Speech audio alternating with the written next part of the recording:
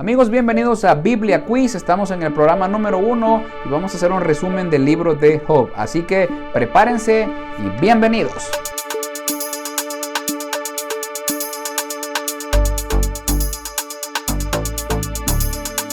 El libro de Job se considera que es el más antiguo de la Biblia, aunque muchos discrepan con esto porque lo asocian con épocas después del Pentateuco, en el exilio o post-exilio, e incluso algunos afirman que fue escrito en los días de Salomón. Lo que sí es cierto es que su lenguaje, descripción del entorno y época nos llevan a pensar de que Job pudo haber sido contemporáneo con Abraham.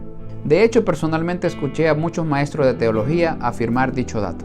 Según Robert B. Loring, teólogo del siglo pasado, el libro de Job como tal no nos da datos específicos acerca de su autor ni del tiempo en el que fue escrito. Muchas fuentes atribuyen la autoría de este libro a Moisés, otros al mismo Job, pero la mayoría concuerda en que su autor es desconocido. El libro de Job en la Biblia está clasificado como uno de los libros sapienciales, es decir, libro de sabiduría. En cuanto a la estructura de este libro, una minoría lo divide solamente en 3 partes: prólogo, poema, dividido en discursos, y epílogo, mientras que otros, incluyendo bosquejos de la Reina Valera, lo dividen en 5 partes, que son las siguientes: prólogo, la solución presentada por los 3 amigos, la solución de Eliú, la solución de Dios y epílogo. ¿Qué les parece si a continuación estudiamos a detalle cada uno de ellos? Número 1, el carácter de Job. Número 2, la desgracia de Job. Y número 3, los amigos de Job. Job es descrito en la Biblia como un hombre piadoso, perfecto, recto, apartado del mal y temeroso de Dios. Tenía 10 hijos, entre los cuales tenía 7 hijos y 3 hijas. La Biblia lo describe como un hombre próspero que vivía en la tierra de Uz. Tenía muchas riquezas y de hecho era considerado el hombre más grande de todos los orientales. La Biblia describe que los hijos de Job se reunían en sus casas para poder hacer fiestas, tenían banquetes donde comían y bebían y luego volvían a sus casas. Hacían esto periódicamente y cada vez que lo hacían, la Biblia describe que Job, su padre, ofrecía sacrificios a Dios por ellos. Pensaba en su corazón y decía: tal vez mis hijos ofendieron a Dios o blasfemaron de alguna manera. La Biblia dice que hacía esto todos los días. Pero cierto día ocurre algo a lo que llamaremos la desgracia de Job. Y es un trágico incidente que comienza con el siguiente hecho. Un día vinieron a presentarse delante de Dios todos los hijos de Dios, según lo describe la Biblia, entre los cuales vino también Satanás. El Señor le pregunta de dónde vienes y él le dice: vengo de rodear la tierra y de andar por ella. Ocurre un dato muy curioso que me llama la atención, y es que es Dios quien inicia una conversación con Satanás y es Dios quien inicia este tema de Job y le dice: ¿has considerado a mi siervo Job? ¿Lo has visto? Que es un siervo fiel, un siervo justo y que se ha cuidado y trata de agradarme. Entre lo cual Satanás responde y le dice: bueno, él seguramente te sirve, él seguramente es tu siervo y trata de agradarte porque le has rodeado de bienes y de muchos favores. A lo cual el Señor pues le dice que no y que tiene la confianza de que no. Y Satanás le dice: Señor, déjame entonces poder tocar sus bienes para ver si aún así pudiese ser fiel contigo. Y comienza lo que llamaremos la desgracia de Job. Ya que le llamamos desgracia, pues obviamente no traería consigo cosas buenas, sino solamente cosas muy, pero muy malas sobre la vida de Job. Entre los cuales lo primero es la pérdida de sus bienes. La primera mala noticia es de que Job había perdido todos sus animales y todas sus posesiones porque habían sido saqueados, si le llamamos así, por conquistadores o por pueblos vecinos. Y dice la Biblia que solamente regresó uno para poder darle la noticia. El resto de sus criados habían sido muertos a espada. Para continuar con estos datos negativos, también la Biblia dice que recibió la mala noticia de que después de haber perdido todos sus bienes, sus criados, sus animales, ocurrió lo peor, y es que también perdió a sus hijos. Al recibir esta mala noticia, la Biblia dice que Job rasgó sus vestiduras, cortó su cabello y se postró en tierra y adoró. Además dijo la famosa frase: Jehová dio, Jehová quitó, sea el nombre de Dios bendito. Y podemos decir que hasta ese momento Job no pecó ni dijo nada en contra de Dios, sino que pudo soportar esta terrible tragedia que había ocurrido sobre su vida. Luego vuelve a presentarse Satanás delante de Dios y el Señor le dice: ¿viste? Te dije que no blasfemaría mi nombre, sino que se mantendría a pesar de que le quitaste todas sus posesiones y sus cosas. Pero ahora Satanás afirma y dice: no, estoy seguro que si logro tocar su piel, su cuerpo, su carne, entonces él va a blasfemar tu nombre. Y el Señor le dijo: te doy permiso de que puedas hacerlo, solamente no lo mates. Satanás va y toca su carne, y la Biblia dice que salió de él una sarna maligna en todo su cuerpo. Eran llagas, lo que conocemos como lepra. La Biblia también afirma que tenía que rasgarse con un tiesto, que vendría a ser un pedazo de teja con la que rascaba toda su piel, y su angustia y dolor era increíble. Después de haber resumido lo que es la tragedia de Job, creo que podemos pensar por un momento y quizás nosotros ponernos en ese lugar y decir, qué difícil es el estar un día lleno de bienes, de posesiones y tener tu propia familia, y dentro de poco tiempo no tener nada de lo que tenías, ni siquiera tus propios hijos. Y es así como Job pasó de tenerlo todo y de ser el más grande y el más rico de los orientales a prácticamente quedarse sin nada, haber perdido todos sus animales, su hacienda, sus criados, sus hijos, y quedar solamente él. Pero algo debemos estar claros, y es que también estaba su esposa con él. Y su esposa tendrá un papel importante en el transcurso de esta historia. Ahora quiero que te puedas imaginar el pasar de las horas, los días, mientras que Job seguía con esa angustia en su cuerpo, con ese dolor en su corazón, con ese ardor en su piel, que probablemente no podía estar quieto en ninguna posición, ya que me imagino que si se recostaba sobre su espalda, las llagas se rompían y se sangraba. Quizás recostarse sobre un lado, sobre el otro, pues ninguna de esas formas quizás podía estar cómodo. Y su dolor era tan grande y su angustia era increíble, pero a eso agrégale también el duelo que tenía en su corazón, el luto por haber perdido a sus hijos, por los que él tanto le clamaba a Dios cuando estaban vivos. Y continuando con el prólogo, hemos hablado del carácter de Job, hemos hablado de la desgracia de Job, pero ahora quiero que hablemos un poco acerca de los amigos de Job y lo que nos dice la Biblia acerca de ellos. La Biblia menciona a 3 amigos de Job llamados Bildad, Zofar y Elifaz, los cuales al enterarse de la noticia o de la tragedia que le había ocurrido a su amigo Job, llegaron al acuerdo de poder ir donde él para consolarle.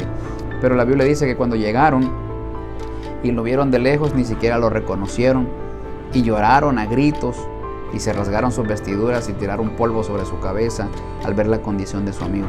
Y su condición era tan pero tan grave que ni siquiera tuvieron valor de poder hablarle, y solamente lo vieron durante 7 días mientras su amigo Job pues se retorcía de dolor, mientras lloraba, mientras gritaba y mientras ellos veían esa angustia que él tenía. Después de haber resumido la primera parte de las 5 en las que dividiremos este libro de Job, pasemos a la segunda. La segunda parte es la solución presentada por los 3 amigos. Y acá viene la parte de los discursos, y es donde escucharemos qué ocurrió después que estos amigos se atrevieron a hablar con Job después de haberle visto en su situación tan difícil. Y es que quiero que entendamos la situación dolorosa en la que se encontraba Job. A lo mejor quizá alguno de nosotros no podría soportarla en este momento, ya que era un doble dolor, si le llamamos así. Era un dolor en el corazón por la pérdida de su familia, pero a la vez también era un dolor físico, ya que su cuerpo no podía resistir y su piel estaba llagada, herida y sangrada. Y a la vez también se le picaba mucho, porque por eso dice que se rascaba con un tiesto. Pero después de esto, y en esa agonía y desesperación, al haber pasado muchos días con esto, llega el momento en el que Job abre su boca y maldice el día en el que nació. Quiero que se entienda esto. Él no maldijo a Dios, sino que él dijo, ¿para qué nací? Cuando hablamos y decimos que Job maldijo el día en el que nació, él dice textualmente lo siguiente. Dice Job 3:11, ¿por qué no morí yo en la matriz o expiré al salir del vientre? ¿Por qué me recibieron las rodillas y a qué los pechos para que mamase? Pues ahora estaría yo muerto y reposaría, dormiría y entonces tendría descanso. Creo que en cierto momento y en cierto punto Job tenía toda la razón y todo el derecho para poder hablar de esa manera, ya que su angustia era inmensa, ya que su angustia era algo que quizá no se puede describir con palabras. Job 3:24 dice, pues antes que mi pan viene mi suspiro y mis gemidos corren como aguas. Esto describe la angustia y el dolor que tenía cada día, y es que ni siquiera podía comer tranquilo, comer en paz, y la Biblia incluso dice que sus gemidos corren como agua. Quiere decir que prácticamente sus gemidos eran abundantes, o sea, su dolor era tanto que él no paraba de llorar, de gemir, de gritar a causa de su dolor. El versículo 25 dice algo a lo que debemos prestar mucha atención, y dice así, porque el temor que me espantaba me ha venido y me ha acontecido lo que yo temía. Algunos teólogos afirman de que Job había confesado con su boca sus miedos, sus temores, y Satanás había logrado escucharlo, y por eso fue que específicamente esos fueron los ataques que él tuvo a su vida. Entendemos al principio lo que leíamos de que Job amaba a sus hijos, a su familia, y presentaba sacrificio delante de Dios, pero este versículo nos da a entender de que él había confesado sus mayores temores, los había hablado, los había expresado, lo cual pudo haber llevado a Satanás a que en ese momento pudiese haber tomado eso como herramienta para que él pudiese atacar a Job. Continuando con la solución presentada por los amigos de Job, debemos entender el primer ciclo de discursos, y es que básicamente ocurren 3 discursos en lo que es este proceso. Entre estos discursos ocurre lo siguiente: sus amigos Bildad, Zofar y Elifaz comienzan a reprender a Job y a decirle: Job, a ti seguramente te vino toda esta tragedia porque has cometido pecado. Probablemente esto es la consecuencia de algunas acciones negativas que tú tuviste, y le acusaban de una forma u otra. Y en un transcurso de varios capítulos ellos pasan pues prácticamente reprendiendo a Job, en lo que Job reprocha la actitud de ellos y le dice: no, espera, yo he tratado de vivir bien, he procurado ser un hombre recto, como lo describe la Biblia, no justo, temeroso de Dios y todo. Pero él se pregunta eso: ¿pero por qué? Incluso los amigos le hacen esa acusación y le dicen constantemente: mira, esto es consecuencia de algo malo que tú has hecho, recapacita, levántate ya.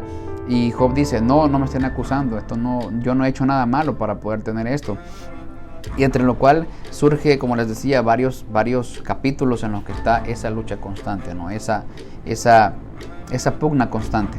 Entre esa conversación de los amigos y Job surgen ciertas preguntas de Job, en las cuales tal vez podría tener cierto argumento, tal vez no en contra de Dios, pero sí se preguntaba: Señor, ¿por qué le puede pasar esto al justo? Y es donde él comienza a hacerse una serie de preguntas, y él comienza a decir: ¿por qué me puede estar pasando esto a mí? Entre lo cual los amigos procuraban exaltar a Dios, pero a la vez también siempre, como decía, acusando a Job de cosas malas. En el capítulo 8, Bildad acusa a Job y le dice estas palabras: He aquí, Dios no aborrece al perfecto, ni apoya la mano de los malignos. Job, ante las acusaciones de sus amigos, siempre intentaba defender su integridad. Sus amigos le decían: bueno, mira, esto solamente es pues la consecuencia de algo, porque Dios no puede castigarte, o Dios no puede darte algo que no hayas hecho, por algo que tú no hayas hecho.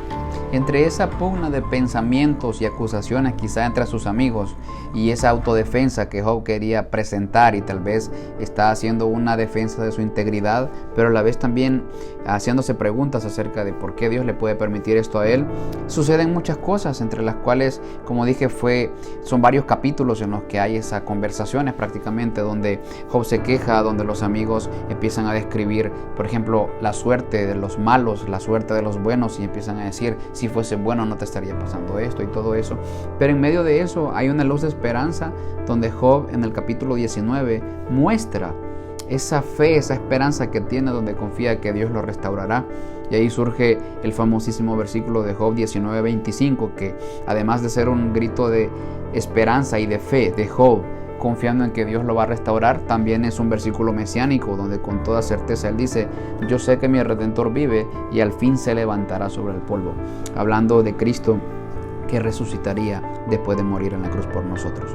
Y él incluso dice: y después de deshecha está mi piel, en mi carne he de ver a Dios, hablando también acerca de la resurrección en el día postrero.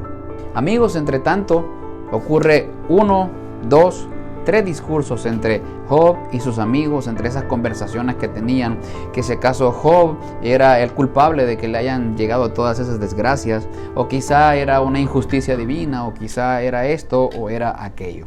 Dime tú lo que piensas sobre esto. Así que estamos apenas en el punto número 2 de las 5 divisiones que tiene el libro de Job. Hablamos acerca de lo que es el prólogo, dijimos el carácter de Job, la desgracia de Job, los amigos de Job, y luego entramos a ver acerca de la solución presentada por esos 3 amigos. Y dijimos que dentro de esa solución se da o se mencionan lo que son los 3 famosos discursos, entre los cuales se está platicando Job con sus amigos Bildad, Zofar y Elifaz. Así que si estás preparado para la segunda parte de este libro, porque no lo hemos terminado, creo que necesitas saber el desenlace sobre esto, qué pasó con Job, se quedó en esa condición, qué respondió Dios, qué le sucedió luego.